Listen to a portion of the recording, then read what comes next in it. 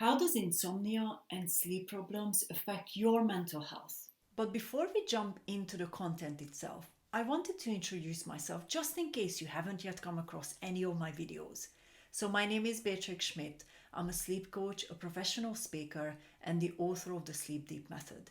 And well over 10 years ago, I was struggling with insomnia and I didn't know what to do about it because the traditional methods, the traditional ways that I was looking at didn't seem to work. So I spent the last 10 years really looking at what can help us to enjoy good quality sleep consistently. And that's exactly what I do in my practice today. I help professionals overcome their sleep challenges and their insomnia. So, this channel is all about providing you with practical tools and techniques so that you can start improving your sleep, overcome your insomnia, and other lifestyle related sleep problems. So, hit the subscribe button below and come back each week when I share new videos on how you can do exactly that. I'm sure that you're already aware of the fact that this is Mental Health Awareness Week. Many companies, many organizations, and even charities use this opportunity of this entire week to really raise awareness between some of the links between our health problems, mental health problems, and some of the other areas of our life. So I'm also taking this opportunity because there are definitely very clear links between the quality of your sleep, perhaps struggling with insomnia, other sleep problems, and how well you're able to get through some of those mental challenges that you have, or even overcome mental health problems. But one of the first things I would like to start with is if you are struggling and you have been struggling for a period of time, seek help. There's absolutely nothing wrong with you seeking help and support from maybe some of those organizations that have customer service hotlines where you can actually reach out and talk to somebody who's trained to be able to help you. So if you are seriously struggling, I think this is one of the first things that I would like to say is don't suffer in silence. Seek help, talk to someone who can actually really help you get over maybe the first step and start getting maybe support or even treatment for some of those mental health struggles that you're already experiencing. If you are struggling with insomnia or other sleep related problems, you already know how many different ways this affects your everyday life, from the quality of your relationships, your attention span, your productivity, all the way to this bigger picture of mental health and resilience. So, in this video, what I would like to do is break down some of those major elements that I see when I work with clients who have sleep problems and insomnia, and how it affects their mental health and how they can actually improve those situations. And that means you improving them as well. The first thing I wanted to start with is talking about this cycle between lack of sleep and your mental health challenges. And this is something that I definitely seen in my life when I was struggling with my insomnia, but I see it in client work as well, depending on how much this lack of sleep has started impacting that particular person's life already. So often what happens is when we have this lack of sleep, we wake up already not really inspired or motivated in the morning. And then we start going through the day, and this tiredness that is coming from the lack of sleep the night before is starting to impact our self-esteem, our ability to be able to complete things, complete them well, peak perform during the day, even our communication skills, which then ends up leading to the end of the day when we feel like we haven't really achieved very much. And this is just a very simple way of explaining it. Of course, if you are struggling with actual mental health issues, you're going to have different range of things that are going on within this cycle. And then what happens a lot of the times that I see with clients is at the end of the day, when you get home and you don't feel fulfilled, it then starts impacting your ability to be able to get into sleep, or even waking you up in the middle of the night, because you start to stress and worry about what if you can't sleep well that night. And this is how it becomes a cycle. This 24-hour cycle, which is something that I'm definitely very familiar with, not just from client work, but my own life back in the days as well. So what can you do about it? The first thing that I wanted to suggest is how can you really look at breaking the cycle, breaking the cycle within your 24 hours. And often what it comes down to is, first of all, improving your daytime. So what are the different ways that you can actually improve your daytime so that you get to the end of the day a little bit more fulfilled? And of course, if you are seriously struggling with some of these things, it's not going to go from where you're at now to improving it significantly, but each and every single day you can improve it a little bit. So the first thing I suggest is that you experience more positive emotions. Sometimes it might not feel good to begin with, but if you persist with it, your body can open up to those positive, joyful emotions again. And this is what I see with clients a lot, especially if they've really been struggling with serious sleep problems, is they started actually shutting down that part of their emotional scale. So when we look at the emotional scale, being joyful, positive, happy, and being frustrated, angry, negative, and all that kind of sort of more negative emotions, those are two extremes of the scale. So how can you actually bring your emotions into the middle? Maybe you pick up a hobby that actually is bringing you out of that negative cycle. And again, if you are experiencing serious mental health issues, this could start with actually reaching out for help and support to begin with. The next thing I wanted to talk to you about is this link between the lack of sleep, the insomnia that you're experiencing, and your physical tension and your ability to really physically relax. Now, a lot of the times when I speak to clients who've been struggling with insomnia for a long period of time, and I ask them, what does relaxation mean to you? Often I get answers like, I go to the gym and work out, or, I might read a book, or I hang out with my friends, or any of those kind of more active type of what sounds like relaxation to them. But a lot of the times when we actually dig deeper and underneath some of those things, we realize that they're not necessarily fully physically relaxing for them. They might be a little bit more of a obligation. For example, the physical exercise is because we should be keeping healthy, but it's not really truly for them. And this is what I wanted to talk to you about in this section of the video.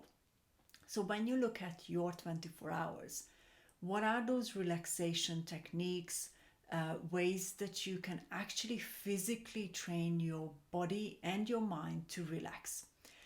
Now, again, sometimes when I ask clients to maybe do a breathing exercise and practice a breathing exercise, they feel like it's something that it's very boring and it's a waste of time, but actually it's not. It's really helping to train your body and your mind to be able to prepare for that sleep that you are going to have at night. And sleeping is completely the opposite to being active, which is why it's important for us to practice it during the day. So the first thing you can do is practice simple breathing exercises. Now, if you have come across with meditation already and you have sort of tested it out, then of course that's a great way to do that. But I actually even simplify it more. Just literally sit down for 5 minutes and just observe your breathing.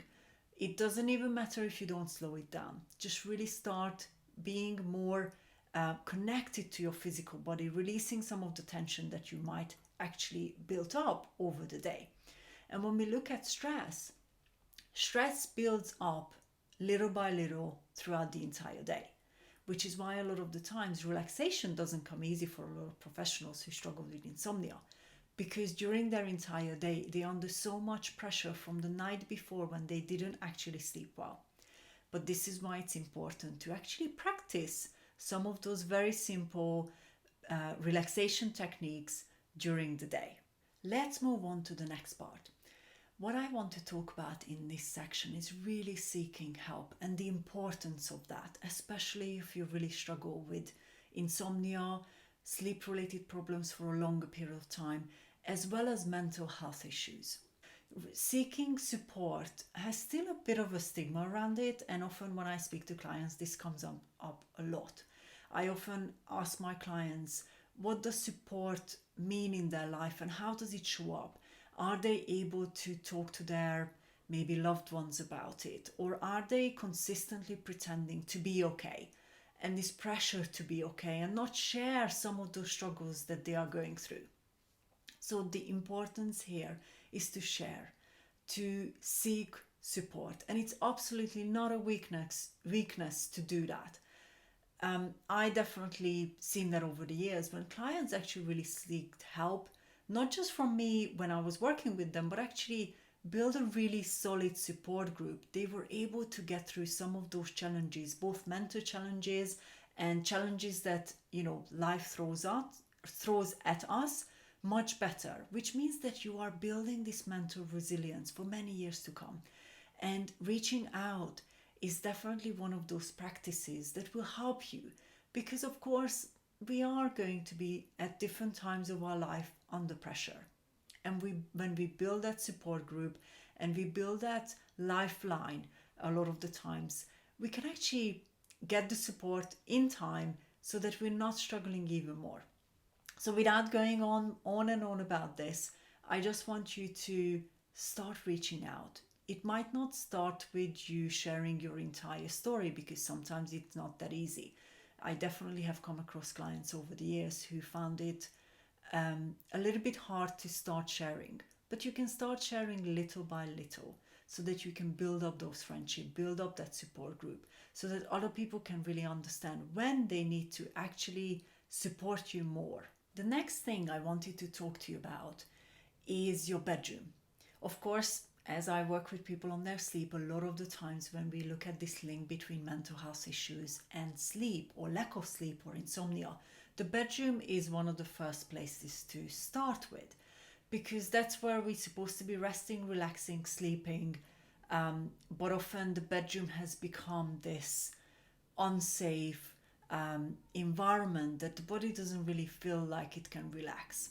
If you are struggling with some of those insomnia type problems, then I would suggest that you definitely look at what your bedroom stands for, both in terms of a physical space, but how you even approach going to bed. So let me give you an example from a client. When somebody does struggle with insomnia, when it comes to heading to bed, this can actually become a negative experience. So things like worries come up because you perhaps wondering whether or not you will be able to sleep at night. You might be concerned that, what if you wake up in the middle of the night and you can't get back to sleep? So you're preparing yourself for all those different scenarios. Maybe even preparing to take a book with you, or a notepad, or a device, just in case you can't get to sleep. You have something else to do. So one of the things that I discuss with clients is the bedroom needs to remain for sleep and intimacy only.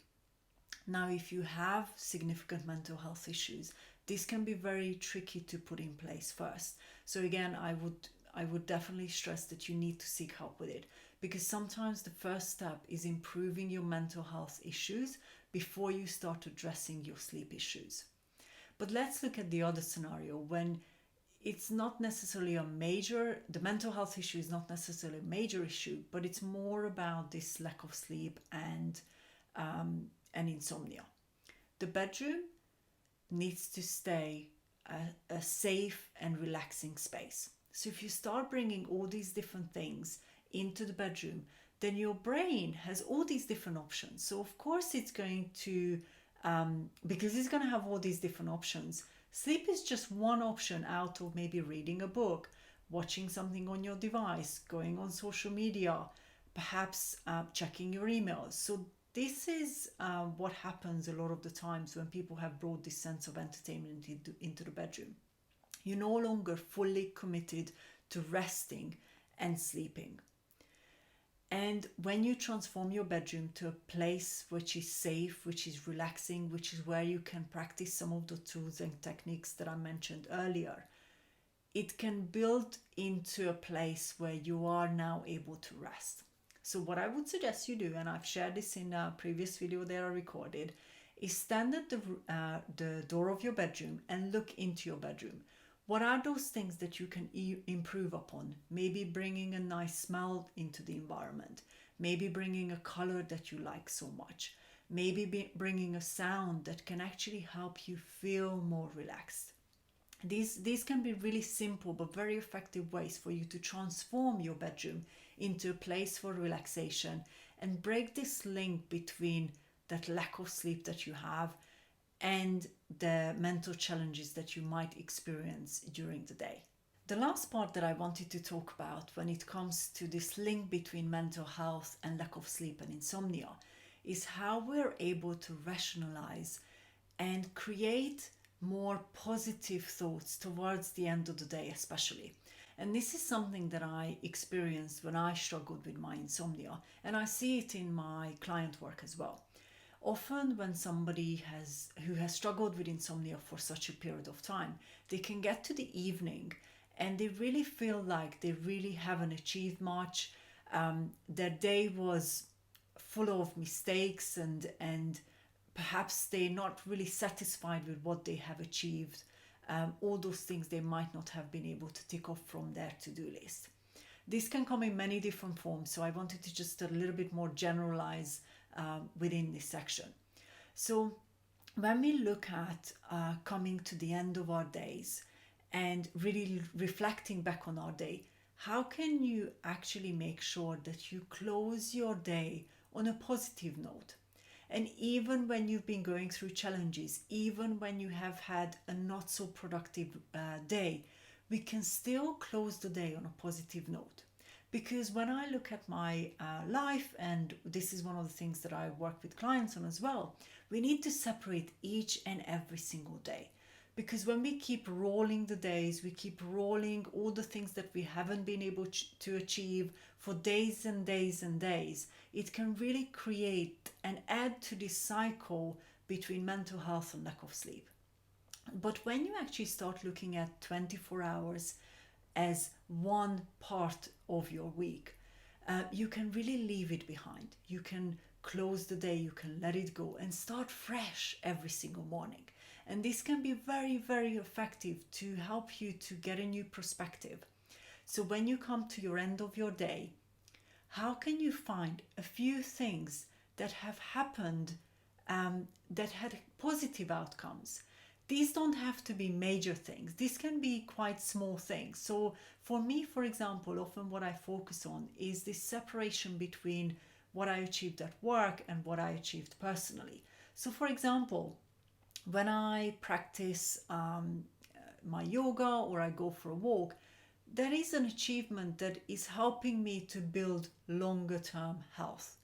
And I need to recognize that, because sometimes when we just rush through the day and we get to the evening, we don't feel like we've achieved much. But actually, you can always find something that you have managed to do. And putting focus on that will help you to get to bed with a more positive mindset and letting go the entire day. And again, if you want to find out a little bit more about how I help clients, just reach out to me, because closing the day can be very effective when it comes to improving your sleep, overcoming some of the mental challenges that you might have. And I've seen it time and time again with clients. It can really reduce this sense of anxiety, this sense of fear, this sense of frustrations that we might actually be taking to bed with us. So this is one of the things that I wanted to share with you, because I think this can make a major difference, especially during challenging times. Now it's over to you. I would love to know which one of these suggestions that I had for you will make the biggest difference. So just let me know just one of them that you will take away and you will actually practice consistently. Because this is one of the things that I've seen with my client work. Actually taking something that makes sense to you and putting it into your life properly and practicing it is going to start impacting the outcome. It's going to help you to start improving your sleep, to start improving this link between your mental health resilience and the quality of the sleep that you will start experiencing. So let me know which one are you going to put in place. And finally, what I wanted to offer is some support to you. If you are struggling with insomnia or other sleep-related problems and it's now starting to impact your mental health, your mental resilience, or generally your quality of life, reach out to me, because I would really be absolutely delighted to offer you a complimentary sleep coaching session so we can really get to understand what are the things that you can do about overcoming your problems. So feel free to reach out and let's organize it so I can start supporting you with actual practicalities that you can start putting in place into your life as well. If you like this video, don't forget to hit the like button below and subscribe to my channel. Hit that little bell so that I can keep you updated with the videos that I will be published in the coming weeks. And of course, if you can think of someone who can really benefit from watching this video, feel free to share it with colleagues, friends, or even family members. So thank you again for watching, and I'm really looking forward to supporting you further with your sleep problems in the coming weeks.